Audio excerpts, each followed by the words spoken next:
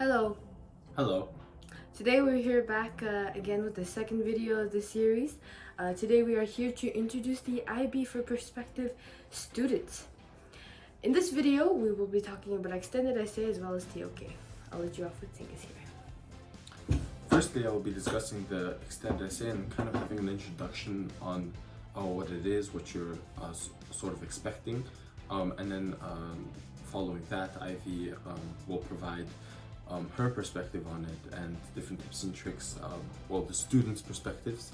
So firstly, the extended essay is an independent, self-directed piece of research. Has a limit of 4,000 words, excepting for the math, if you're choosing a math extended essay, which will be about 2,000 words, 2,000 to 2,500 words. It's an opportunity for students to go in depth with a personal interest, passion. So you have obviously 6 different subjects in the IB curriculum that you can have, and you choose one of those subjects. It can be any subject, or you can do an interdisciplinary extended essay, which is coming in with a world studies approach, where you take 2 different classes and you combine them in one to make a research question and a global issue. With extended essay, students will be able to develop skills of formulating an appropriate research question, engaging in personal exploration of a topic, communication ideas, depth in argument, and developing the capacity to analyze, synthesize, and evaluate knowledge. There's a guidance supervisor that will help you throughout your whole extended essay journey, and this will come in great aid, and a person that you must take advantage of during the course of the extended essay. There's 3 mandatory reflections to be done. One, a first reflection session, interim reflection, and a viva voce. The first reflection session is about 150 words, and it allows you to set yourself goals and see where you are. If you're on track, then you set yourself goals for the future. If you're not, and so on and so. The total of all the reflections is 500 words, so the recommended division of words per reflection is 150, 150, and 200 respectively. The interim reflection has 150 words as well, and it's sort of after the first draft of the extended essay, and it helps you kind of formulate the final stretch, talk about the final stretch, what you're going to improve, because at that point you should have a full draft of the extended essay. And a viva voce, which is after the submission. Obviously we haven't done this yet, but it is sort of a reflection to reflect on the journey of the extended essay. And something to note as well, once you submit these reflections to ManageBack, for example, the first reflection, it locks into ManageBack, so you cannot go back on it and change it. The reflections, there's a specific criteria to follow, and it is important to try to scrape all 6 points you can achieve through the reflections, being very concise, of course, with a limited number of words, and so forth.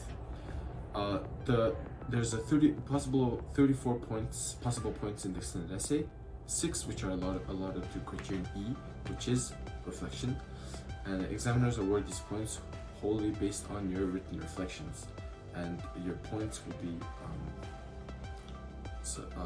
categorized into 4 different criteria, excluding criterion E, and yes, so you'll be graded from A to E, A being the highest grade possible, and E being a failing grade. A reminder that for the extended essay, it is important to stay on track with all the deadlines.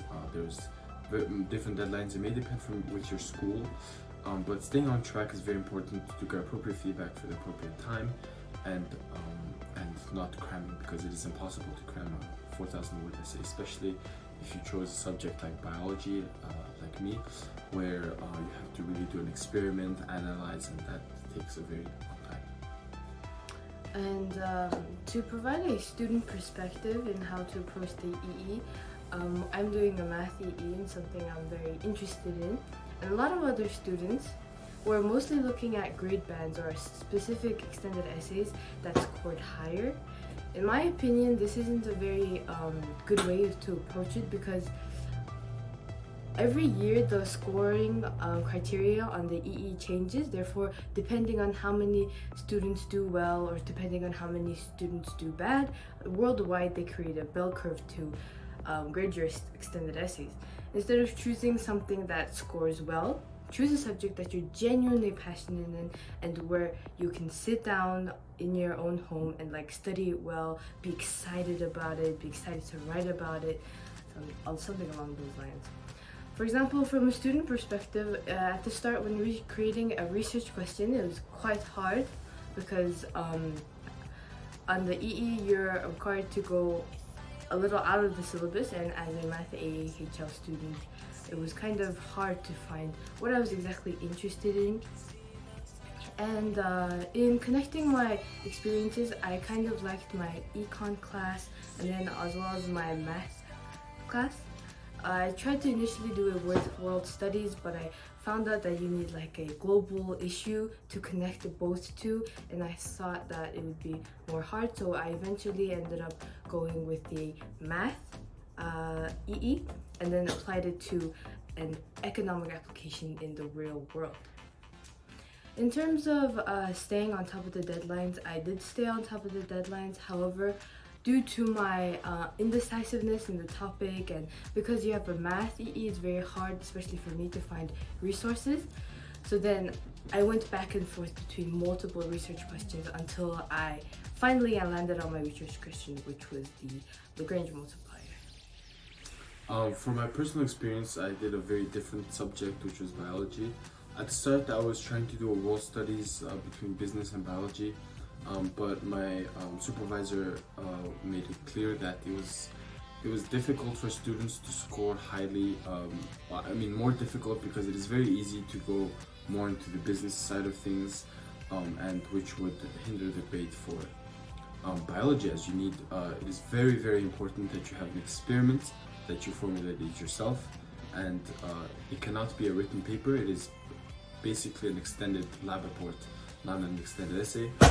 Personally, these tips for my topic of interest, I really enjoyed biology, and at the start I was going to go for more of a class like English or business, which are very high scoring extended essays. But I soon realized that if I wasn't passionate about what I was doing, I was gonna spend the next 9 months and 4,000 words, many hours. If I wasn't passionate, it wasn't going to be fun, and so I tried to make this the most fun possible. So I chose a topic which was a very big problem in Mongolia, my home country. About biodiversity, overgrazing. And I try to do an extended essay that kind of related to that and helped my culture, my nation. My experience of it was very, I think it was better for me because there was a lot of hands-on work. So my experiment and then doing a bunch of things, developing my methodology. I think all of these were fun. And if you're a very visual learner and you like to learn with your hands and do things like, or if you're interested in sciences, I think science is a very interesting biology. And you should also potentially have a lot of experience with biology lab reports. And so it's basically just a longer lab report, but don't get yourself too excited because it isn't that easy. And finally, I'd like to note that the extended essay. Now we will start the second part of our video, which is theory of knowledge, or TOK. Okay, so TOK is where a student delves in with deep philosophical questions. This wouldn't be a practical class that you'd have in the usual curriculum, but the IB does. So TOK, or theory of knowledge, serves as a thoughtful and purposeful inquiry into different ways of knowing and into their different kinds of knowledge. TOK is composed almost entirely of questions such as what counts as knowledge, are some types of knowledge more useful than others, what features of knowledge have an impact on its reliability, what is the knower or who is the knower, and what counts as good evidence for a claim. These are some of the many philosophical deep issues that TOK teaches to students. And by engaging with the class TOK, you eventually develop a very different, out-of-the-box way of thinking. With the TOK experience, it resonates with the IB learner profile as well. Within the TOK curriculum, we have such things such as themes.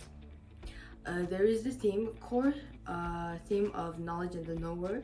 There's knowledge in technology, there's knowledge language, knowledge in indigenous societies, as well as knowledge religion and politics.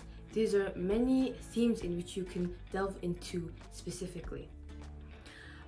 Within that, there's areas of knowledge or specific subjects of inquiry, such as mathematics, natural sciences, human sciences, arts, history, ethics, knowledge systems, and even indigenous knowledge systems.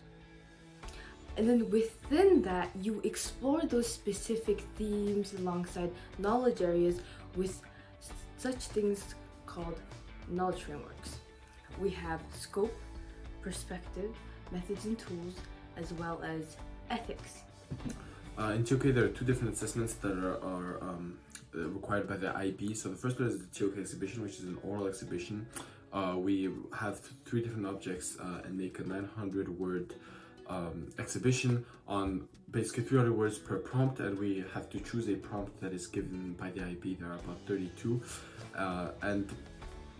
Next, we have a comparative essay, which is 1,600 words, which is 67% of our final grade, while the TOK exhibition is only about 33, but still very important to talk about. 1,600 word comparative essay is done in the DP2 year. I mean, that's of course depending on your school, and it is every year we're given 6 prompts, and we have to analyze them through different areas of knowledge, different scopes, reflect critically on the diverse ways of knowing. My personal advice for the TOK exhibition is doing it ahead of time, because TOK may be hard for a lot of students, and this is because we haven't really been exposed to this sort of way of thinking, and it can be hard for some students to do really good on the first TOK assessment, because there are many different things we need to consider, many different ways to speak, different terminology that is used in order to achieve high scores. And the TOK exhibition for me personally was very difficult, even though it doesn't seem like a very long essay, a very long written piece. There's a lot of thinking that goes on. We have to be very concise, and my personal advice is get a lot of feedback from teachers. Could be your TOK teacher, different other teachers. Make sure to use the feedback very effectively, turn in a full draft, be very concise in what you're saying. And the 1,600 word comparative essay, we haven't done it yet, but I'm guessing we also have to get a lot of feedback. Like, something that we really need to know, you guys really need to know for the IB, is the teachers are helping you get over this challenge, which is the IB exams. And it is very, very important to get their feedback, because they know what they're talking about.